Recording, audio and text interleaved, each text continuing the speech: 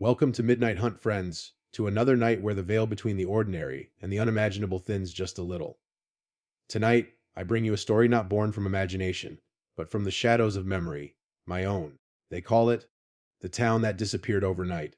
What you're about to hear isn't a tale spun for thrills, it's the echo of a life I once knew, shattered in ways words can barely capture.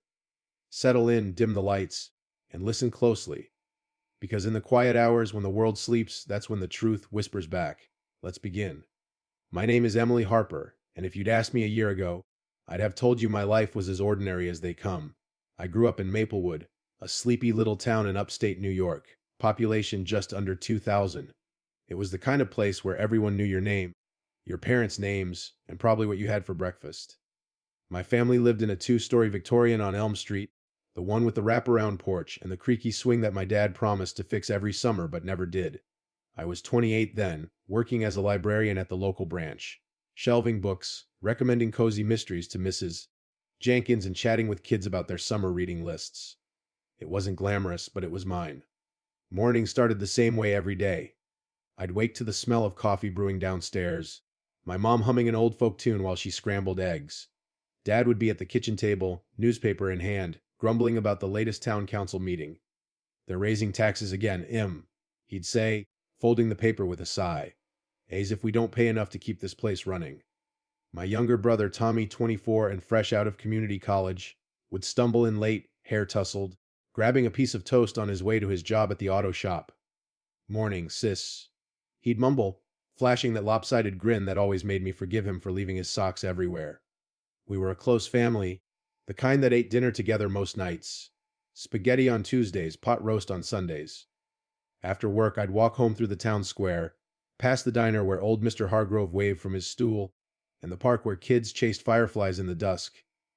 The air always carried that fresh, earthy scent of pine from the surrounding woods, mixed with the faint tang of wood smoke from someone's chimney. It was comforting, predictable. Life in Maplewood moved like a lazy river, slow, steady, unchanging. But even in those early days, there were little things that niggled at the edges of normalcy. Nothing big, just oddities I'd brush off as coincidences or fatigue. Like the time I was closing the library one evening, and I heard a faint scratching sound from the basement stacks. I flicked on the light, but it was just empty shelves, dust motes dancing in the beam. Probably mice, I told myself, locking up and heading home. Or when Tommy came back from work one day, frowning as he kicked off his boots. Weird thing at the shop today, Mister. Peterson's car was in for an oil change, but when I went to grab the keys, they weren't where I left them. Found him under the workbench, like someone moved them. We laughed it off. Tommy was always misplacing tools. Then there was the fog. Maplewood got misty in the fall, but that September, it started rolling in earlier, thicker than usual. One morning, I stepped out onto the porch, and the world was swallowed in white. I could barely see the neighbor's house across the street. Global warming or something. Dad muttered over breakfast, peering out the window. Mom just smiled and said, "Makes the town feel cozy, like a blanket." I nodded, sipping my coffee, but there was something about that fog. It muffled sounds, made the streetlights glow like distant eyes. Walking to work, I'd feel a chill seep through my coat. Not just cold, but a dampness that clung to my skin. At night, lying in bed, I'd hear the house settle. Creaks in the floorboards, the wind sighing through the eaves. Normal, right? But sometimes I'd swear there was a whisper mixed in, too faint to make out words. I'd sit up, heart thumping a little faster, straining to listen. Nothing. "You're working too hard," Mom would say if I mentioned it, patting my hand. "Get some rest, honey." And I'd try, pulling the covers up, telling myself it was just the old house talking.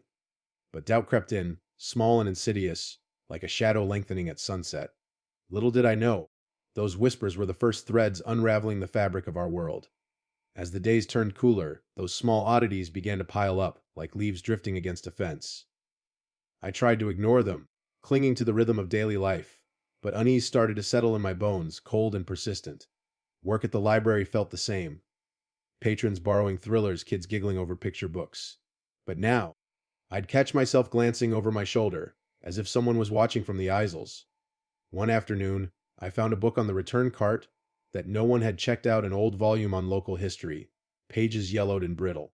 Flipping through, I saw handwritten notes in the margins, faded ink scrawling about forgotten echoes and the vanishing hour. I set it aside, but when I went back later, it was gone. Must have shelved it wrong, I muttered to myself, rubbing my arms against a sudden chill. At home, things escalated subtly. Tommy started complaining about nightmares, waking up sweating, saying he dreamed of empty streets, silent houses. It's nothing, he'd say with a forced laugh over dinner.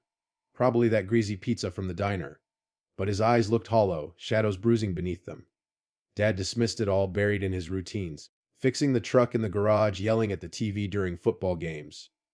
You kids and your imaginations, he'd grumble. Mom was the peacemaker, baking apple pies that filled the house with cinnamon warmth, but even she seemed distracted, staring out the window longer than usual. The fog thickened, lingering past noon some days.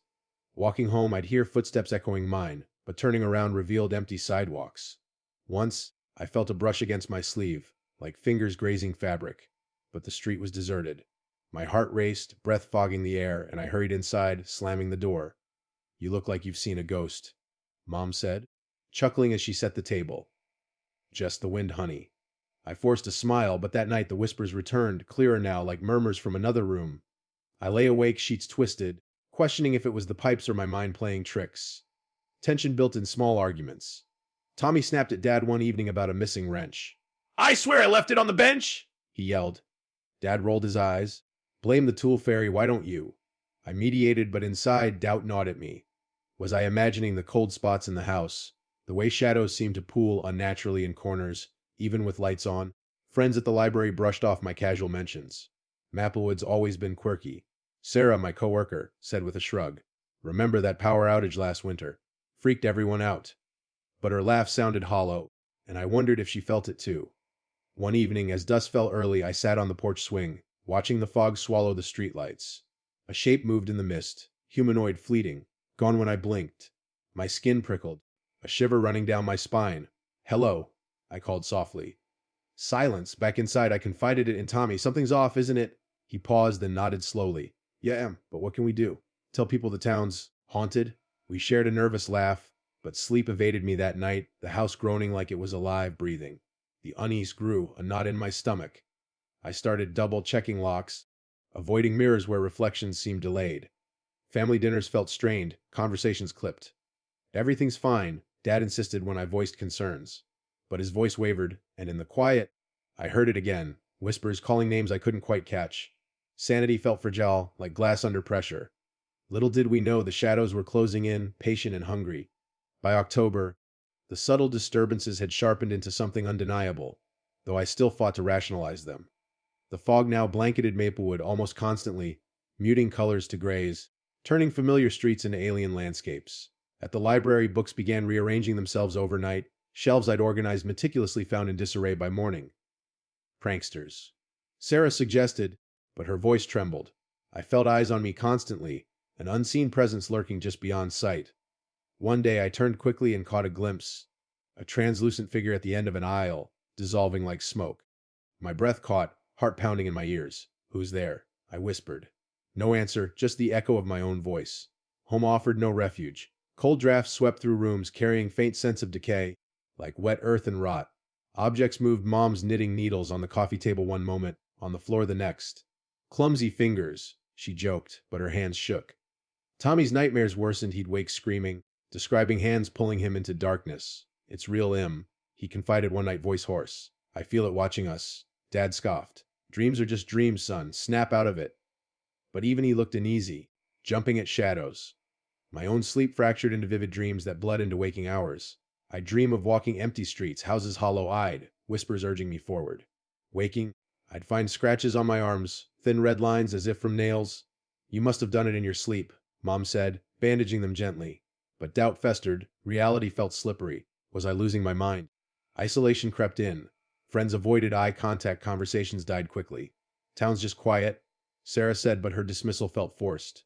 One evening, alone in my room, I heard it clearly, my name, whispered from the closet. Emily. Soft, insistent. I froze, skin crawling, the air turning icy. Opening the door revealed nothing but clothes. This isn't happening, I told my reflection, but the mirror fogged unnaturally, as if breathed upon. Panic rose, choking. I confronted the family at dinner. We can't ignore this anymore. Things are moving, voices. Tommy nodded vigorously. She's right, Dad. But Dad slammed his fork down. No, you're scaring your mother with this nonsense. Mom's eyes welled. Let's not fight, please. That night, the presence manifested stronger. Lying in bed, I felt pressure on my chest like invisible hands pressing down. Gasping, I sat up. Shadows twisted on the walls, forming shapes that whispered incoherently. I screamed, and Tommy burst in. What happened? His face paled as he saw the shadows recede. I saw it too. We huddled together, hearts racing, until dawn. Dreams and reality blurred further. I'd wake in different rooms, disoriented. Am I going crazy? I asked Tommy. He hugged me. If you are, so am I. The town felt emptier. Fewer cars, shops closing early. Whispers echoed in the streets now, faint cries carried on the wind. Isolation deepened. Calls to outsiders went unanswered, as if Maplewood was fading from the world. Family bonds strained. Dad's denial cracked into anger. Mom's optimism into quiet tears. I questioned everything. Was this paranoia? Mass hysteria? But the cold touches, the shadows, the voices, they were real, gnawing at my sanity like rats in the walls. The terror peaked on a moonless October night, when the fog pressed against our windows like a living thing. We'd barricaded ourselves in the living room, candles flickering as power flickered out. Storm coming? Dad said gruffly, but the air was still, heavy with anticipation. Tommy paced, muttering, "It's not a storm, Dad, it's here." Mom clutched her rosary, whispering prayers. I sat frozen, every sense heightened. The creak of floorboards, the chill seeping through cracks, shadows dancing unnaturally. It started with whispers, swelling into murmurs that filled the house. "Leave, join us." Indistinct at first, then clearer, overlapping like a chorus of the damned. We exchanged glances, fear etched on our faces. "What is that?" Mom whimpered. Dad stood, grabbing a flashlight. "Pipes." When something explainable, but his voice cracked. Then came the knocks, slow, deliberate, on doors, windows, walls. Boom, boom, like fists demanding entry. Shadows stirred, detaching from corners, slithering across the floor. I felt icy fingers trail my neck, breath hot and foul against my ear. "No," I yelped, swatting at nothing. Tommy screamed as something yanked his arm, bruising flesh. "Get off me." He flailed, collapsing. Mom sobbed. "Make it stop." Dad swung the flashlight wildly, beam cutting through darkness, revealing glimpses. Pale faces, twisted grins vanishing instantly. The screams began outside, blood-curdling, echoing through the fog. Neighbors. The town. Agonized wails rose and fell, piercing the night. "Help us!" One cried, familiar, "Mr. Hargrove." We huddled, hearts thundering. "We have to check," I said, voice trembling. Dad shook his head. "Stay put." But the house shook, pictures crashing from walls. Shadows coalesced, forming humanoid forms that lunged, cold hands grasping. I felt pulled, an invisible force dragging me toward the door. "Emily." "Come," the voice hissed in my mind. I resisted, nails digging into the carpet, screaming. Tommy grabbed me. "Hold on!" Mom's rosary snapped, beads scattering. Dad finally broke. "Oh, God, it's real." Too late. The screams intensified, physical now. Claws raking skin, whispers turning to shrieks in our ears. We fought through the night, barricading doors as shadows battered them. My sanity frayed. Was this hell? Hallucination. The family realized the truth in terror's grip. Dad weeping apologies, Mom clutching us. But as dawn approached, the assault waned, leaving us battered, doubting our survival. Dawn broke weakly through the fog, but Maplewood was gone. I stumbled outside, legs shaking, to avoid. Houses vanished, streets erased, only endless mist and silence. "Mom." "Dad." "Tommy," I called, voice echoing back mockingly. The night had claimed them. Screams had swallowed their cries as shadows pulled them away. I searched frantically, finding only echoes. Faint whispers of their voices in the wind. Reality shattered. Was I alone? Insane? I wandered the emptiness, cold knowing, shadows lurking at edges. Hours blurred into eternity until I found the highway. Maplewood erased from maps, memories. Authorities dismissed me as delusional, but I know the town disappeared overnight, taking everything but me. And in quiet moments I hear them still, whispers calling from the fog. One day they'll pull me back. Remember, some places aren't meant to stay. And so ends the account of Maplewood, a town lost to the night. If this story chilled you, remember, sometimes the scariest tales are the ones that could be true. Hit that like button if it kept you up, subscribe for more Shadows from the Edge, and share your own eerie experiences in the comments. Until next time, sleep with one eye open. Good night.